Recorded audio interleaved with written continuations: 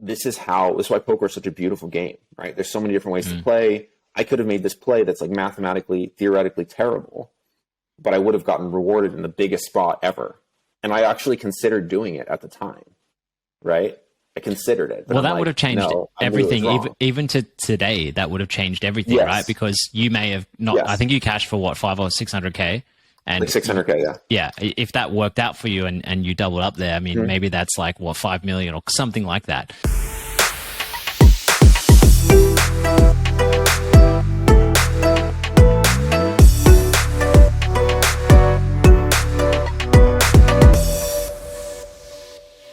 We started playing online against each other years and years ago. We were like arch nemesis, weren't we? We made a few final tables. We were battling it out on Full Tilt Poker, Poker Stars. And then we eventually met in Vegas in, 2011 or 2012 maybe. Met during your skateboarding phase. I remember you had very long hair and a skateboard that you took with you inside the Rio.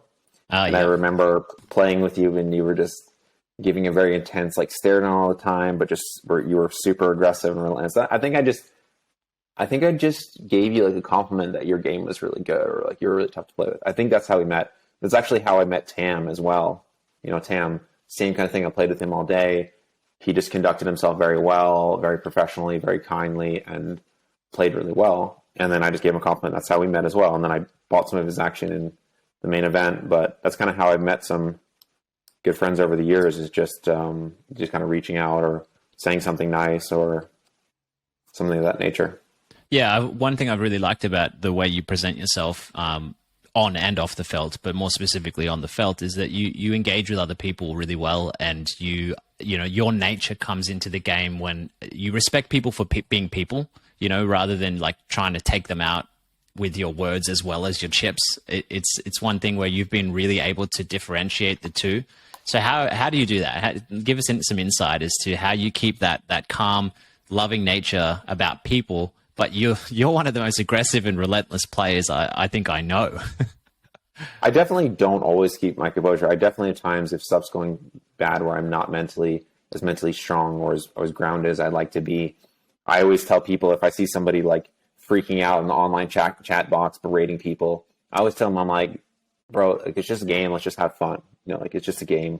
Or somebody saying in Spanish, I'll just be like, solo es un juego, nada más. Just calmate, right? Like, just chill out. Try to have some fun. Or like if people berate me, the other day a guy berated me, like this really good player from Estonia, he berated me. It was like, Nick, you used to be good. What happened? And I was like, bro, I got 3 kids now. Like, I don't have a lot of sleep. Like, maybe that's what it is. I don't know. But just instead of being so defensive, so like just ready to snap, like just try to take in perspective and realize, hey, we're blessed to play a game. Let's enjoy ourselves. Let's learn something from those around us. Let's treat each other with mutual respect. That's what I strive to do. I don't always do that. There's definitely times where I'm tilting or things are going really badly for me, or I've had a really frustrating day where I'll just not be myself or lash out or like be frustrated. But at my core, I'm never trying to like bully people. I'm never trying to make people feel insecure about themselves or tear them down or intimidate them. That's just not my style. There's some guys that do that, but that's just not my style. I'd rather just play and let the cards speak for themselves. And I know I'm not the best player or even close to it, but I'm trying to, just be profitable and then when I win, try to do good with the money and trying to be happy and balanced. So that's kind of my objective. So yeah. Well, there's no doubt that you love the game. If there's anything I would say about Nicholas Maimone, he loves poker. So how have you? I've always described you to other people as the Robin Hood of poker, where you have you win from the rich and you give to the poor. Like you have a very deep connection to Honduras. I've been there. I spent a good part of a year or so there, moving around and whatnot, and doing some cool things with seeing what you've been doing at the school and the orphanages and all that in the towns. It's been amazing. And it seems like you've really fueled or channeled a lot of your poker winnings into that country and particularly that one little place. So tell us like what's been really fueling that. Why Honduras? Give us a bit of the story. Well, yeah, it's a long story. I mean, I'm really bad at saving money. I try to think of it as like when I win money at poker, I try to think of it just like a blessing. I try to think of it as like God giving me, allowing me to hang on to some resources and then being like, hey, Nick, what are you going to do with it? Almost like a challenge, like that quote. It's cliche, but it's like, to whom much is given, much is expected. And I've been very blessed. I've been blessed in poker to be able to be playing all these years and be free, travel to learn so much, just to wake up when I want to. I've been so blessed. So I don't know. I just want to share that. I see so many kids and so many people. I mean, my passion is helping kids, but I see so many kids just born into this world with just abuse or neglect or just massive trauma or massive, just in extreme poverty. And then you're just playing catch up your whole life. You start off as a baby, not receiving nutrients you need, being hungry all the time, not having clean water, being sick all the time. And you're trying to grow, you're trying to develop and learn about the world and be strong physically and mentally. And you're just starting from such a disadvantage. You're starting like, imagine like playing Monopoly and somebody gets to go 10 times around the board and then you get to start. It's like you're just starting economically from such a tough place. And in Honduras, I mean, it's a long story, but I went there in 2010 to live there, to teach. And I was playing poker on the side and teaching full time. And I did that for 3 years. And then I started hiring all the teachers of the school, ended up living there full time for 6 years. And most of what I did at first was just, helping this school, volunteering some in an orphanage. And then that really branched out over the last like 8 years. From like 2000 and I'd say 15 or even 2014 all the way till now. So the last 7-8 years or so, it's really branched out into like, how can I make the biggest impact in reducing suffering, providing nutrition, basic human rights to as many kids as I can with the resources that I'm given. So whether that means me winning tournaments and sharing it, or when I'm in a downswing or not that liquid, raising support from generous friends and sharing how far their money can go, how many people it can help, how many kids it can feed. That's really what I've been doing. And my project started with, 10 or 15 families that I met through this malnutrition center that I've taken you to. Met these kids there, saw how terrible their conditions were, dirt floors, no sanitation, no running water, no electricity, parasites, anemia, malnutrition, you name it. Saw them being nursed back to health. I saw the incredible impact that some love and some care and some vitamins and basic rice and beans and vegetables could have on these children. The transformation. They can go from this shell, this robotic, just in almost a paralyzed state. They go from that to this bubbling, fun, joyous personality with just some love and some care. And I was just like, man, there's so many kids like this. There's thousands of kids like this that are just neglected. They have no help from the government at all. No social programs, no child support, over 50% unemployment. And then the guys cannot work. They cannot find adequate means to support the children. They end up leaving, going to the States, or getting killed, or ending up in prison or in a gang. I'd say 70% of the time. The other 30% that stay really struggle to even survive, even to put food on the table, because it's so hard to make money. Some of these wages are $1 a day, $2 a day. And their gasoline prices are like they are in Australia or the States or Canada or westernized countries. So it's so hard to survive and to, provide any of these basic things for your children. It's so hard. So what you're describing here is, it's like you've seen firsthand the stories and the reality of what big organizations like the World Visions and all that advocate to the Western world. Like, here, donate $50 a month or whatever, and it goes to this child. And a lot of people are skeptical about that stuff these days because we always wonder, how much of the money actually goes to the child. I'm wondering for you, when you have witnessed all these things, and I saw some of it to a small degree compared to what you saw when I was in Honduras. But for you, what sort of feelings come up when you see these children? What's fueling your altruistic behavior? I mean, I always had a special love in my heart for kids and for just wanted to have every child to have a clean, comfortable bed to sleep in, and clothes to wear, and food to eat, and clean drinking water, and a mom and dad who loved them and didn't abuse them or hurt them or neglect them. Like that was something I always was passionate about, child advocacy. And I remember specifically, these two children that really stood out to me, this boy and the girl, and girl, they were brother and sister. Their names are Wendy and Kevin. And we went up to this village called San Antonio, which has now been like our Mecca hub of help. We've turned those 10 families are now into 365 families every month receiving food. So roughly 10,000 US a month, just for food alone. But I mean, we're buying stoves, we're buying shoes, medical supplies, school supplies, whatever I can do, however I can raise the money. I'm just saying, okay, I'm just trying to help as best I can to meet this short-term need to reduce suffering. But back to your question, how did it make me feel? I saw this brother and sister in this cabin, in this shack, on a bed with parasites eating their legs, incredibly malnourished, just in a horrible, horrible, filthy state in this dark, dungy cabin with a dirt floor and no bathroom and no running water. Their mom was a prostitute to make ends meet, and she had 5 beautiful children with like 4 or 5 different guys. So we took the children, we took them to the malnutrition clinic, and every day, my now wife and I would go visit them and hang out with them, and their personalities just developed and grew. They became so attached to us, and we just loved them and loved hanging out with them. And then the day came that they had to go back with their mom to the same conditions they came from. And I'm like, this doesn't make sense to me. Like, I want them to be with their mom, but at the same time, they're just going to go back to the same conditions. They're just going to get malnourished again.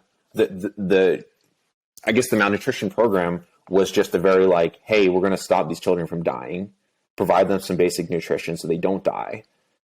And then there's no follow-up. There's no like social work. There's no follow-up or like checkups. How are you doing? A lot of the kids end up coming back because they just get sick again. So I'm like, hey, I want to like insert myself in a way with the resources that I've been given to do a running thing. And I've been giving this family food for like 7 years, helping this mom and these beautiful kids.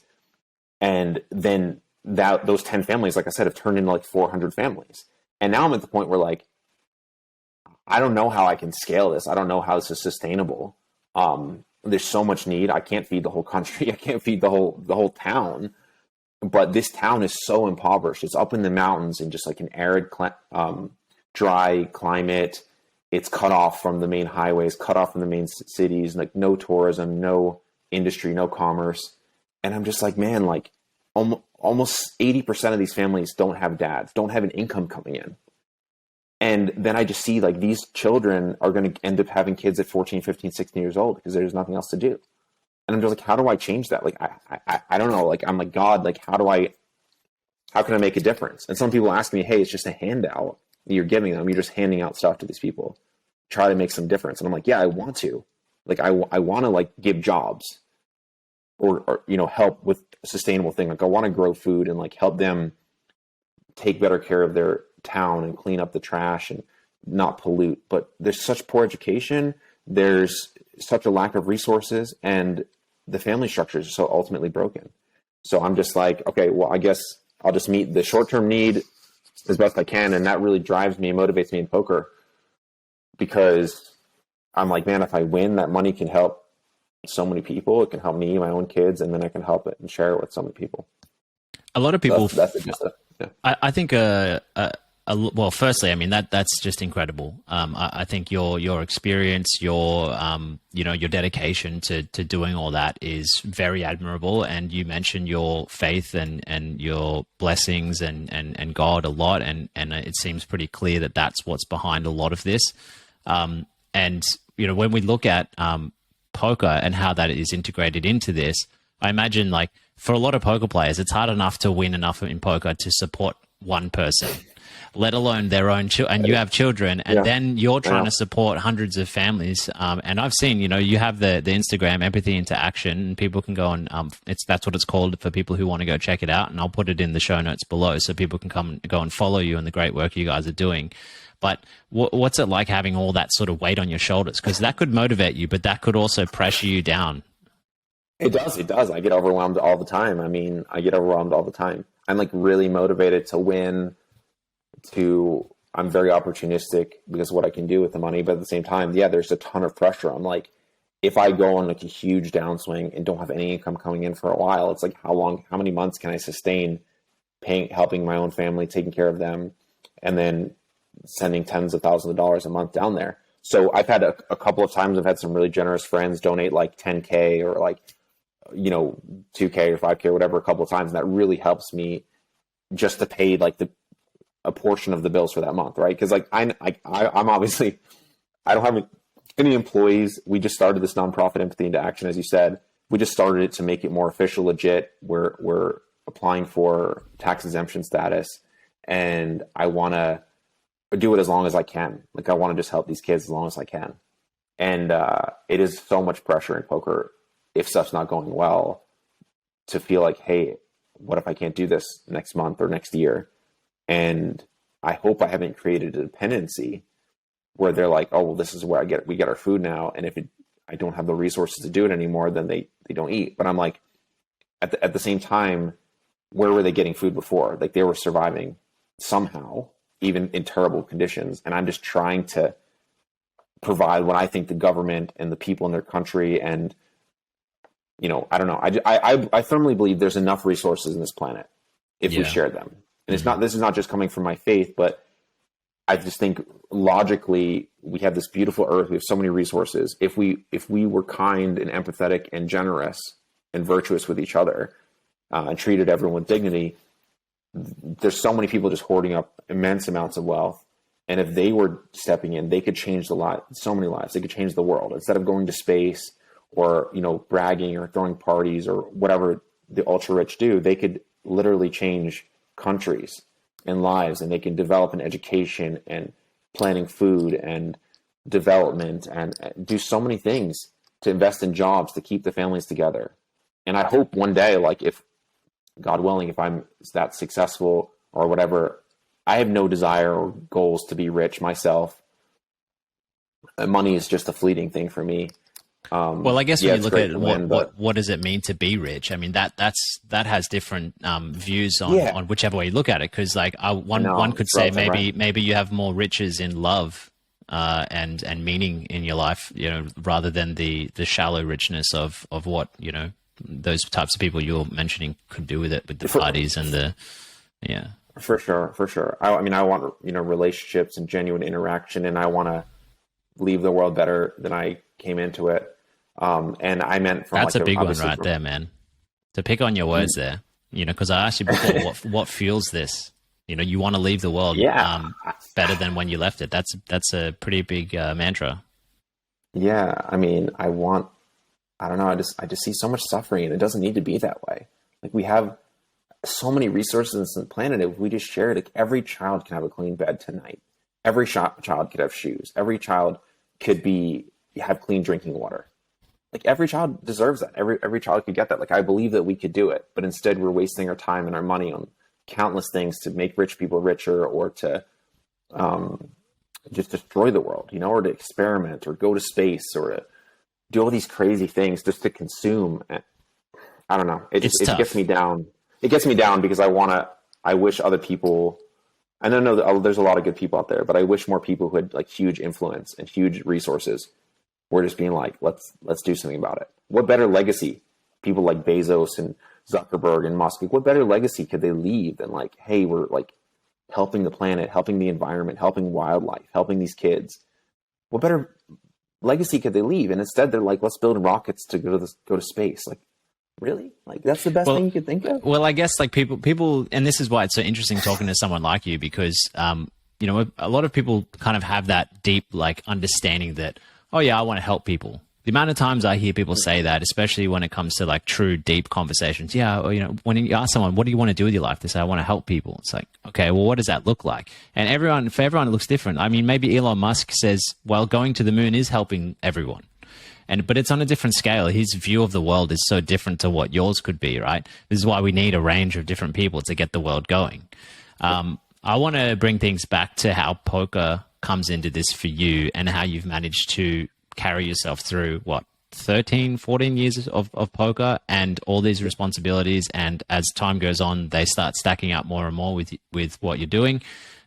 You've had some big results. You've had, in terms of the live, I mean, you've always been a bigger online player than a live player, but you came, was it 13th in the main event in 2006 in Vegas? I got 15th in the main event. It was 2009, I believe. Okay. So I almost got it right. I was 21. I think it was the year that Kata won. And we were both, pretty broke and backed by the same people at the time. And we had dinner on day 7 and we didn't swap. Ouch. One of my biggest poker, it was one of my biggest poker, like what? Like we just didn't think about it. We just didn't, like we were just young. We were like 21. And then I was so card dead, but I'm like, man, I just want to survive. Like I just want to survive. And just getting down, like you just see the field just chipping away all the way down to like 15. I remember not sleeping. And then just like wanted to get an ESPN. I wanted to just like have a big score and then be able to be free, just be free of it all. Just live where I want to, help people. I had an interview with ESPN like back then. I'm like, oh, I want to go to like Central and South America. And that was like what I said. And then that. So this is all before you, this is before you got to Honduras and did your Central America stint. This was before. Yeah. 2009. Yeah. And then, so I ended up running good from like 3 tables down to 2. I was like 3 of 18 or something. And Ivy was at my table. It was just such a rush. And I remember it was so weird. It was like a butterfly effect. Like they randomly give you out the seat cards, right? The seat draws. And they gave the seat draws out. And they're like, oh no. And they gave Ivy his. And they're like, oh no, we want to keep him at the FT. And then they changed the order up. And I'm like, and I noticed this, and I'm like, well, this is not the seat I should get, right? Because like I got a different seat. Like, you may give him back. And then I got the seat, and then maybe I was being superstitious, but then everything just turned. Like I was running so good. I hit like a 2-outer. I won a huge flip, Queens to Ace King. I hit like a 3-outer. Like I ran so good to go from like maybe 26 of 27 all the way up to like 3 of 18, right? The final stretch. And then from 18 down to 15, I lost like 6 hands in a row. Just like massive kind of like coolers. Like I remember I had King Jack against Ace Jack on like a Jack High board with all spades. And I had like the King of Spades or something. And he just like had Ace Jack and like he won. Or maybe he had Ace Jack with the Ace of Spades or something like that. And then I remember there was one hand. It was the craziest hand I've ever seen. It was 9-handed, and this is the action. Okay, this is the one fun poker hand I'll say. So this is on YouTube, but this young kid opens under the gun with 9s. Okay, the guy to the left of him is this guy named Steve Bullhoser or something like that. He's some New York investment guy, some banker guy. He re-raises massive UTG +1. Okay, so it's like everyone's like, okay, guy's got kings or aces, like only.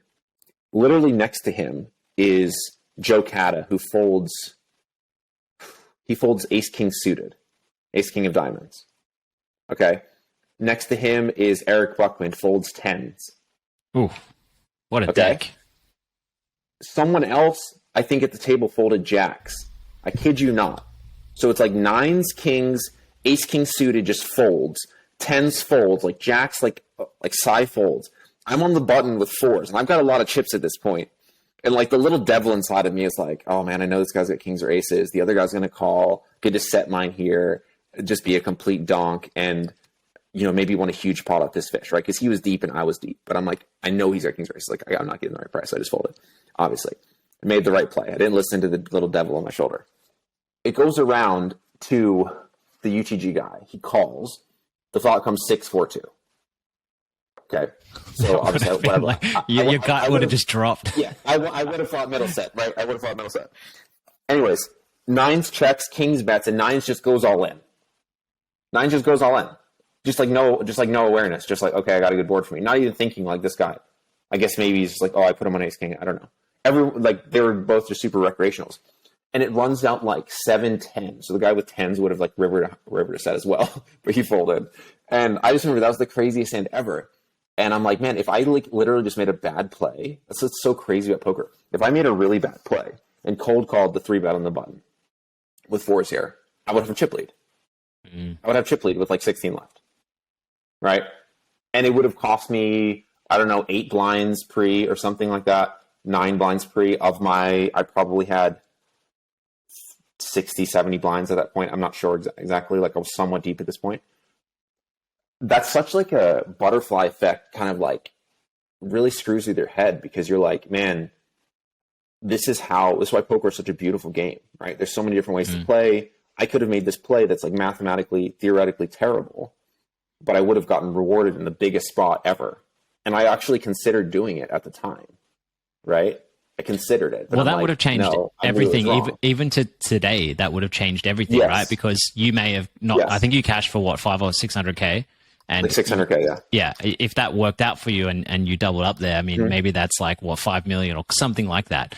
But okay, so then how do you, like, for people listening who have this feeling, it's like it's not so much the butterfly effect, it's more the fear of missing out, or the what could have happened. It's the superstition, like all these things come in.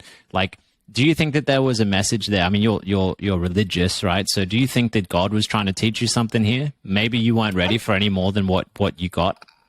I don't know. I mean, I just kind of, when I pray, I mean, I say, like, I ask God to help me be the best version of myself, help me be mentally strong and things like that. I don't think God influences like on a micro level of like the cards or like how I do in a tournament. I think he just tries to, if I, I'm just asking for his strength to empower me to help, to serve, to be a good person, to be a good dad, all these things. And maybe there was a lesson learned there. Maybe like, if I win the tournament, I get a big head and I sell my soul, to money, or just chase it. As you correctly mentioned, there's so many guys out there, so many guys that have had incredible success. They tell me, oh, I'm passionate, I want to help people. And I'm like, you can. There's thousands of kids going hungry tonight, millions of kids that are orphaned. Tons of people don't have access to sanitation or a toilet. I'm like, you can make a huge difference now with the resources you have. Like, you don't have to wait till 5, 10, 15 years down the road when you're a millionaire. You can do this now and have purpose. And I see so many guys that are just putting it off. Like, oh, I want to be financially independent. I want to wait till I have $10 million or $5 million. And I'm like, you have the resources now to make an impact. Even if you sponsor one family or 5 families, like you can, and whatever your passion is, it doesn't have to be kids. It could be wildlife. We need so much help with wildlife and ecosystem preservation. It could be with older people. Nick, the problem here, I've realized this, right? The problem is not so much that they don't want to help. It's that the Western world, like, because people want to help. I believe everybody has that innately in them. I believe that we're kind of poisoned and distracted by the Western individualized central system of the government and how that all influence us. Because you're saying, okay, well, you can help now and you can keep doing your thing and earning your money, but you can also help along the way. But what we think of is, I'll wait until I'm good, then I'll do this. It's the same for what people do with their health. I'll wait until this, then I'll start going to the gym. I'll wait for this and I'll start my diet. I'll wait for this and then I'll invest in that. Like, we're always trying to look for more and more and more for ourselves. So it's a really big problem for our individual psyche. And I think that's like multifaceted. I don't think it's just trying to help people. I think it's a belief and a mentality that people need to break free from. I feel like we're handcuffed to this idea that we have to have everything we need for our present and future before we can do anything. And for me personally, I'm with you, not to the scale of what you've been doing, but like for me, I try and like send you like little bits here and there whenever I have a nice little win, and I just pretend like, that's just part of it. If I do well in something, I'll send 5 or 10% of it or something, and you almost don't even know it's gone. You and can over lose it time, in a buy-in or a couple of buy-ins or whatever, and it's like, the money's gone, but it's like that money went to like buy rice or fruit or vegetables or whatever for some kids, and it's like that's like providing the nutrition so they're not sick and like malnourished, and like it's pretty incredible. Or I can build a bathroom or get a stove for them, and I tell people that are poker friends, I'm like, you can make a difference. I want to show you, like, I'm always inviting to people. I'm like, hey, come with me to Honduras, see this for yourself, see these kids, like it will change your heart, like it will, like there's no way it won't. Like, it changed mine, and I know we can do that. And I have friends telling me, hey, look, don't spread yourself too thin because you're going to go broke, or you can't sustain it. You're going to go broke, and then you have to be in a financial position you can look after yourself so you can help more people. And I'm like, yeah, like, I get it. Like, that's the Western world tells us to wait till we're set up and we're good for life. But I'm like, I don't know, like, life can end tomorrow. Like, we could just, life is fragile and we could die. It's like, I don't want to wait till I'm 40 or 50 to live and travel. I don't want to wait till I'm 40 or 50 and I'm a multimillionaire to make an impact. and to help these kids. And when some of them die of malnutrition, when they could have been prevented, these are just kids that came into my life. I didn't look for them. They just came into my life and these families. And I'm like, well, I can't say no. These kids, they're asking me for food. They need food. I can't say no. I'll find a way. I'll find a way, even if I'm not that good at poker, I'll find a way to win. Well, I guess what you're doing as well is you're acting as a bridge between the West and the let's call it more the first and the third world, right? Because you're bridging the fact that you have a lot of opportunity, and that's where even if you have no money or debt, even you'll still be able to have an abundance of opportunities to get out of that. But what I've realized when I was in Honduras is that they don't. And when, even when I was trying to help a bit at the school with teaching English and stuff, we were encouraged to speak English all the time at the school because it's so much more important for them to speak English than for me to learn my Spanish, because my Spanish was a novelty. But for them, learning English could change their entire life and give them opportunity, which they wouldn't have otherwise had. But I feel like that's kind of what you've been able to do, and you've taken responsibility for that, let's say that challenge that call it God or call it the universe putting on you. Does that sound like it's sort of resonating?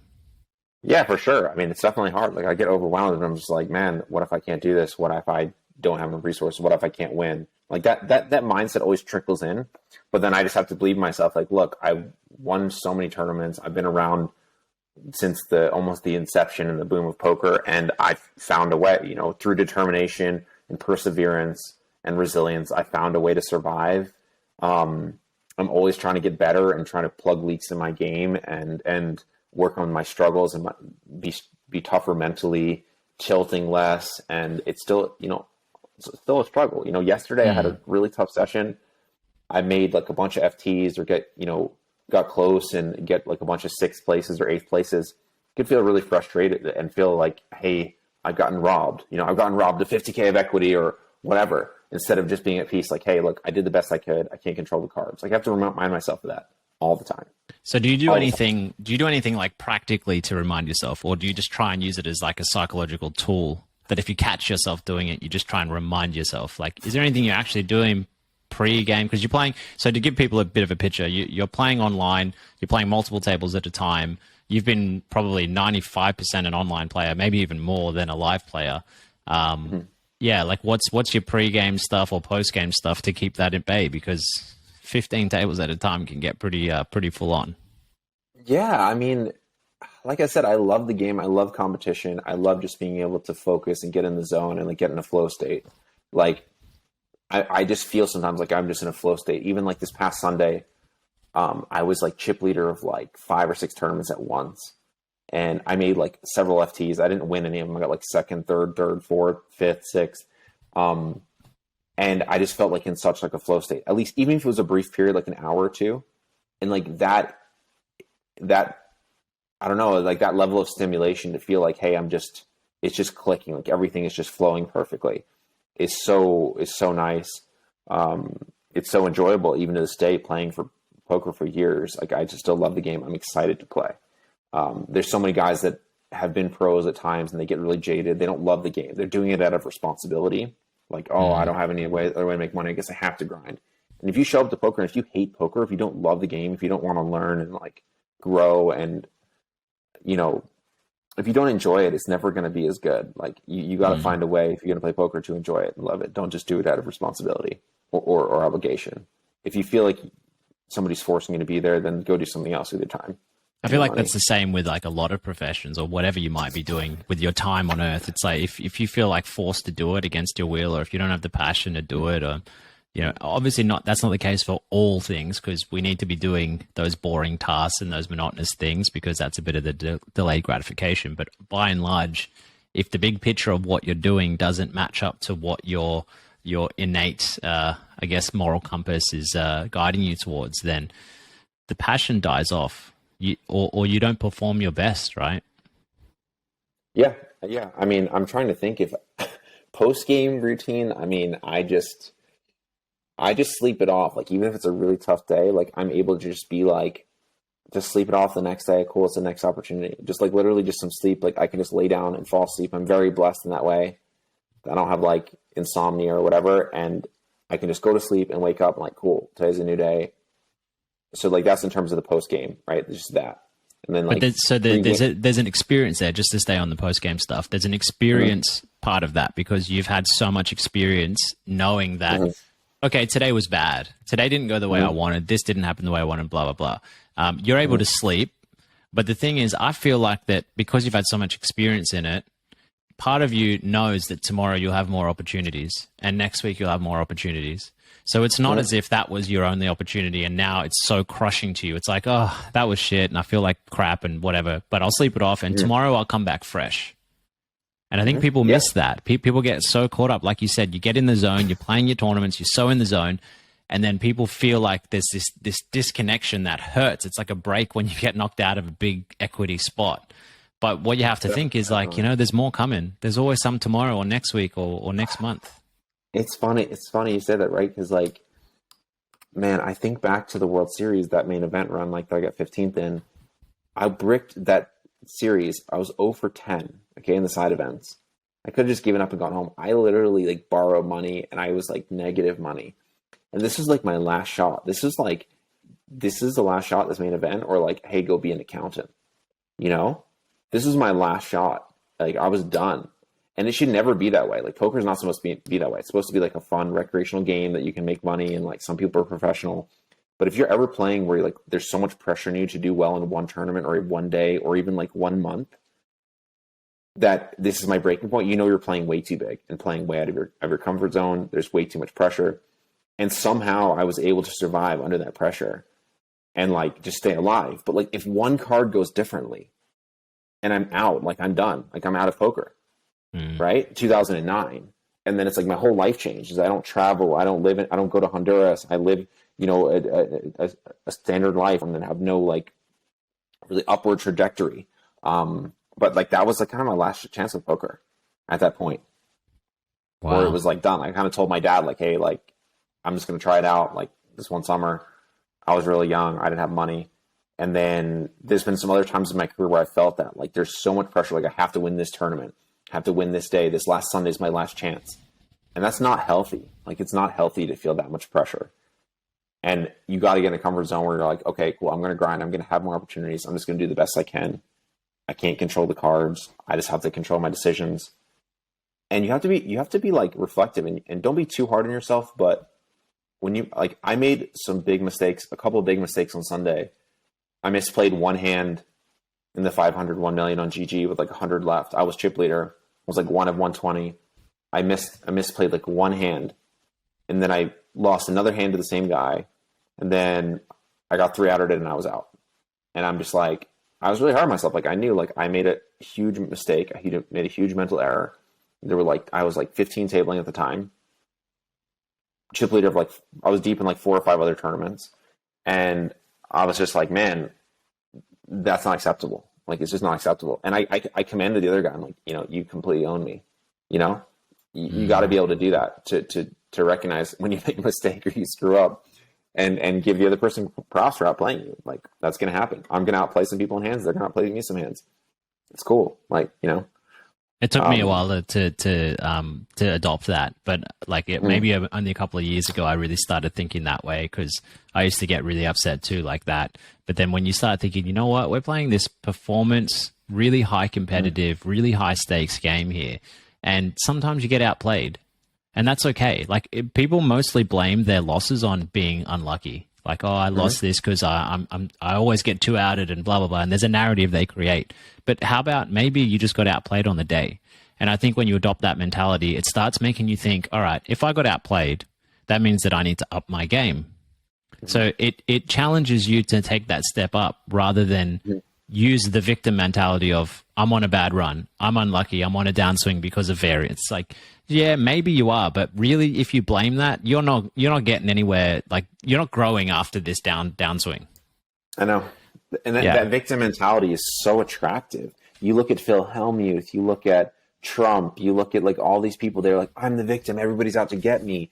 It's just so popular. Was that your Trump impression? No, it wasn't my Trump. It was my combined Hellmuth and Trump narcissistic victim impression. But yeah, like I've definitely one of the past Venoms, I was down to like 50 or 60 people. And there's that's a 2.6K on the America's Card. Yeah, people that 5 million event. Yeah. Big tourney online. I was like chip leader again with like 100 left. And then the very last hand of the night, I remember I opened ace 2 suited, and another pro who I kind of resent him because he's been luckier than me in some spots, right? Like I have that negative, toxic, like, oh, he's luckier than me, he doesn't deserve to win, whatever. He's a good player, but he calls me with ace 2 suited as well. We have the same hand. The flop comes king 5-4, rainbow. So we're complete 50% equity. The last hand of the night of day 3. I bet he calls me with a gut shot and backdoor flush draw. He turns his backdoor flush draw. There's like a 10 of diamonds. I barrel again really big because he just, I just have a range advantage. It's like a king high board and put a lot of pressure on him. I think he's floating me a lot. He calls again, and guess what the river is? The river's a 3, but it's a 3 of his suit. Right? Oh no! So you make your straight. I river the wheel, and he rivers the wheel with the backdoor nut flush, and I check call. Okay. The next day, he calls me down with king high in a spot where I had like queen high, and is an insane spot. And then it folds me on the button, and I had 15 bigs, or 14 bigs. Folds me on the button, and I had jack 9 suited. And it's like, I don't even really like jamming here, like 14 bigs, but like the stacks were so that it was like the right mathematical play to jam without getting too much into the, theory and stuff. So I shoved jack 9 suited, which is pretty much the bottom of my range. And I didn't even like to it with 50 people left in this tournament. It's 1.5 million at top. And he calls off most of his chips with ace 8 off in the small blind. And I lost it on him. Like he and I had been friendly in chat a few times, and it was so wrong of me. Like I was out of line, but I was like, I messaged him and I'm like, what are you doing? Like, are you spiting me? Like, are you like gunning for me here? Like, you run so good, you backdoor the nuts, then you call me down in an absurd spot, and then you call my shove with ace 8 to bust me. Like, and that was very out of line of me. Like that was this year. Like, so I clearly have so much growth to do. Like I lost it because I couldn't believe that I went from like chip leader to out, and the flop just came like ace 5-5, like just no hope, and no swipe for him. And then he's proceeded to win like tons of live events and like make tons of money. So from a very like shallow material standpoint, I could be envious or be like, oh, he's been luckier than me, I'm the victim. But it's like, he's had some positive variance. He's a really good player. Like he's had some positive variance. I should not have done that. I was out of line. I didn't agree with his play, but so what? It's his money. He can play whatever he wants. He can call me with ace 2 off. He could do whatever he wants. And it's a game, right? Like I have to practice what I preach. And so that's just a time that comes to mind where I was like mentally weak. And but that I would say here that's a massive situation where you can say to people, I've been playing pretty seriously for a long time here, for 15 or so years, but I still get challenged because I think a lot of people look at a player like you or I who has played a lot, you stacked up results over the years, and they think that we just are immune from feeling these things. And the answer to that is, well, no, we're not immune from it. We've just done our best to get better and better. But the reality is this game will continue to challenge you. And actually, as a matter of fact, for you, your responsibilities in life just got bigger, but you know what I mean? So your responsibilities with your family or with Honduras or whatever, it's getting bigger. So it's even more of a thing now that is challenging you from a psychological point of view, but you've got to work on that. If I lost before, it's like I could just go broke and have nothing to lose. Now it's like, if I go broke, I have a lot to lose, like way too much to lose. Right. So yeah, there's like a lot of pressure that I can't be like a degen or like have to curb that like inner degen of like making bad choices or gambling. Like I'm very strict to myself. I don't drink, I don't smoke, I don't play casino games. I have to be really strict to myself. Like if I'm feeling temptation to play too big or to play cash or whatever, just to be like, no, that's not where I've made my money. I've made my money in tournaments. So stick to what you are an expert at and focus on that and just grind it out. And I've always found a way doing that. So you got to stick to what you know and specialize in something, I think. That's a really good point, man. Like, I think game selection is something that people really look over, and I'm certainly guilty of that over the years. As you know, like you and I think we've had a lot of chats about this. Like, you know, it's so, especially with the online stuff, but like even live, you know, we get so tempted by the big result or like the big payout or whatever. Like, it's just like so important to really be careful about which games you're playing, because the game's so much harder now than what it was when we both started.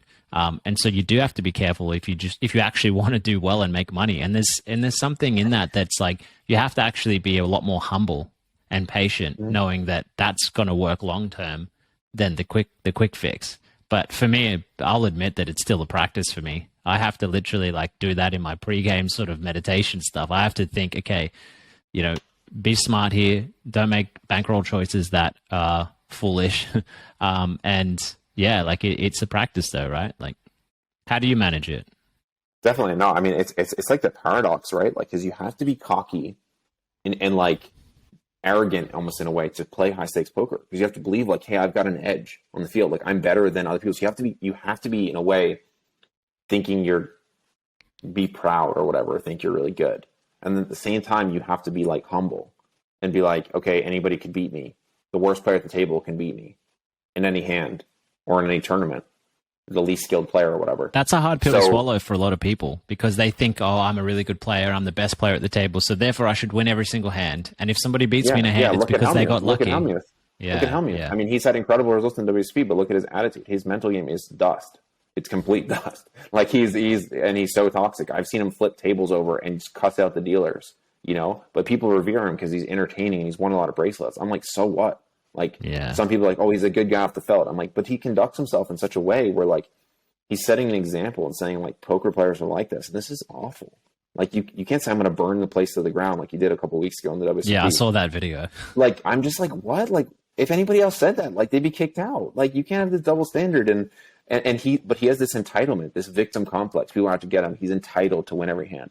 And whenever I feel that start creeping up in me, like I'm entitled to win this flip, or, oh, this guy's always luckier than me. Somebody like Adrian Mateos or Lena, or like some of these great guys who like great players who've won a lot of money.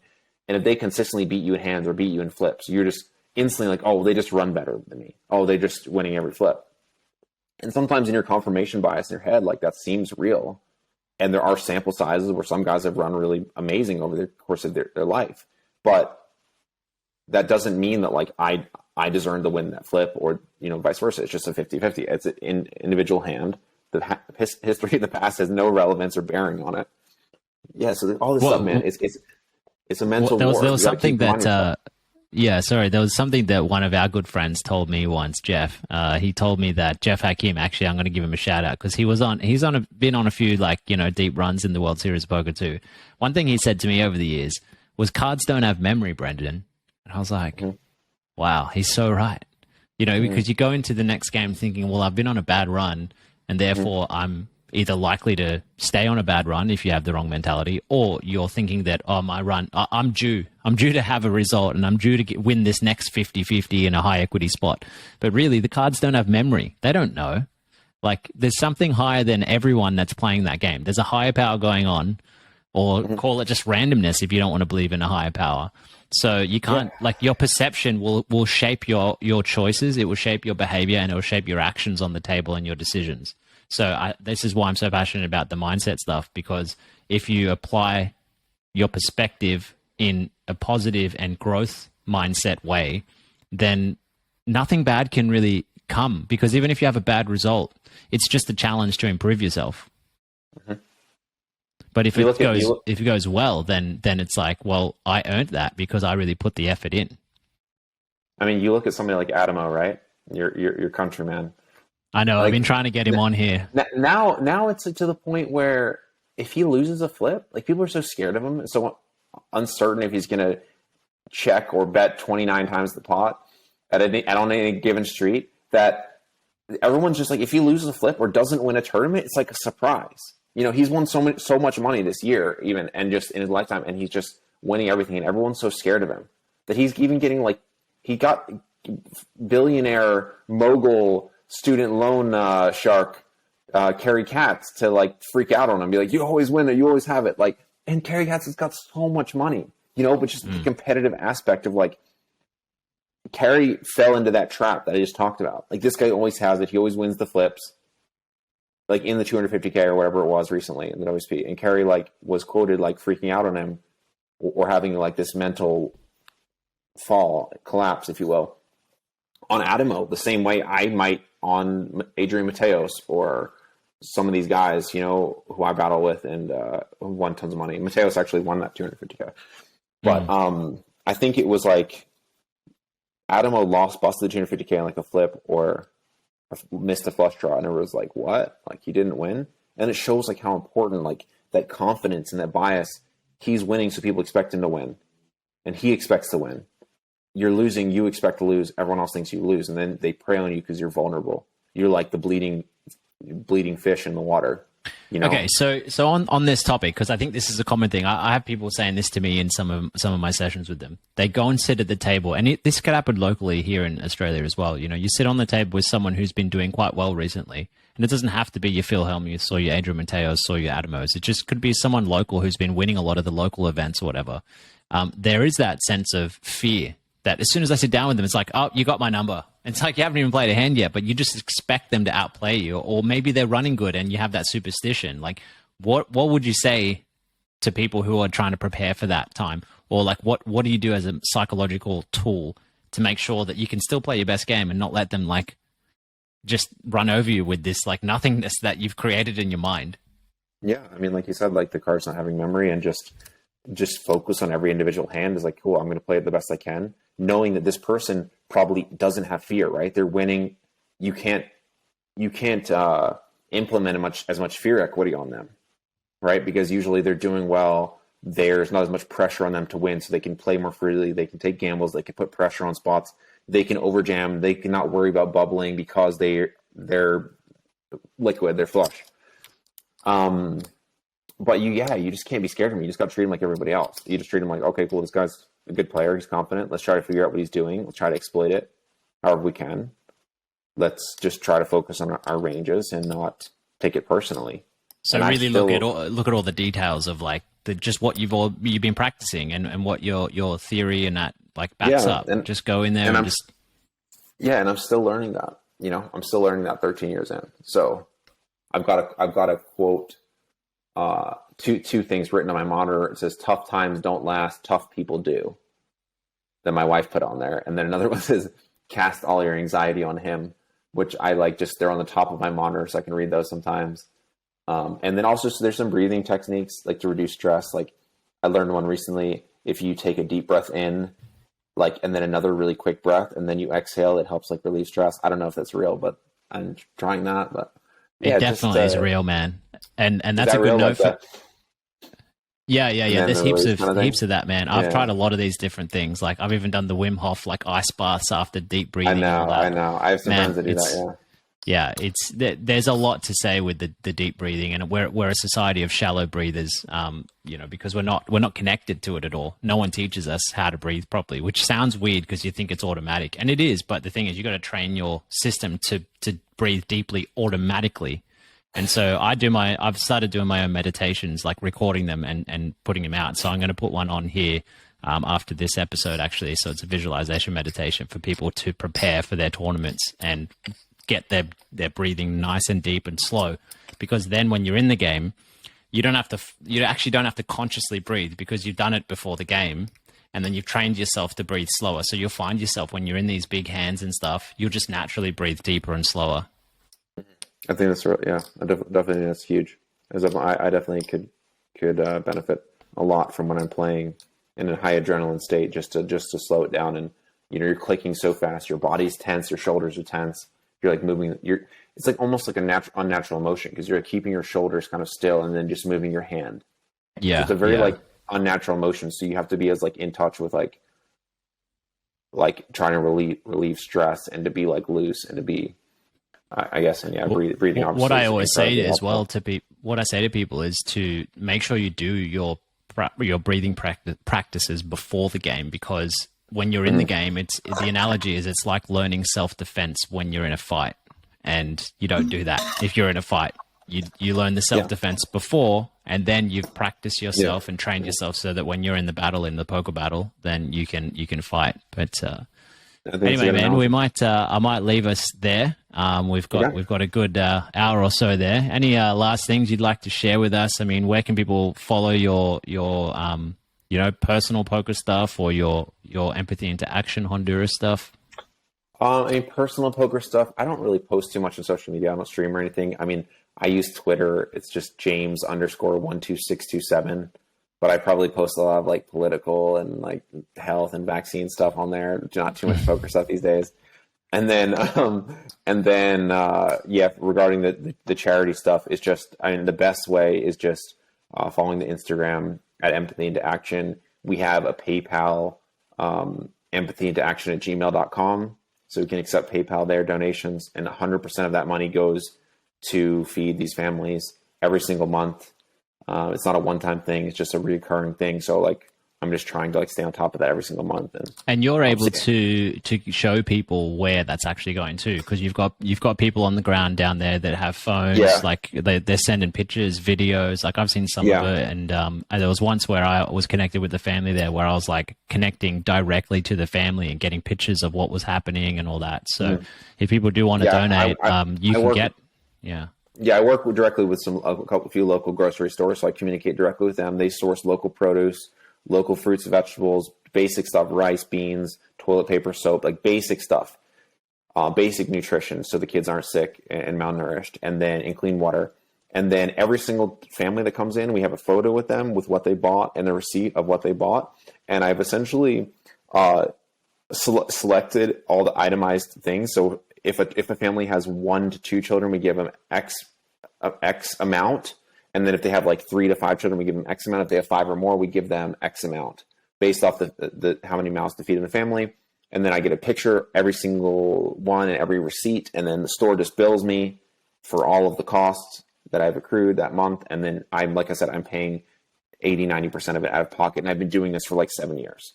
And it's just grown to the point where I'm not really rich enough to handle it all, and so I need some help. But yeah, so anyways, the PayPal thing is the best thing for now, and I mean, just anybody can follow or share that. It's just a public account.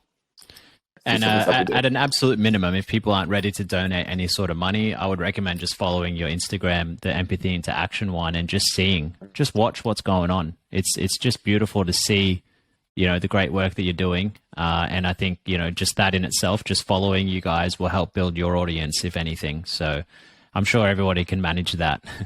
But hey guys, thanks for listening to Nic here. He's got like a much deeper story than this, but within an hour, I think we've really got a bit of a scope of who he is and what he's been doing. But yeah, thanks Nic. Thanks for being here with us. It's good to see you. Thanks for having me.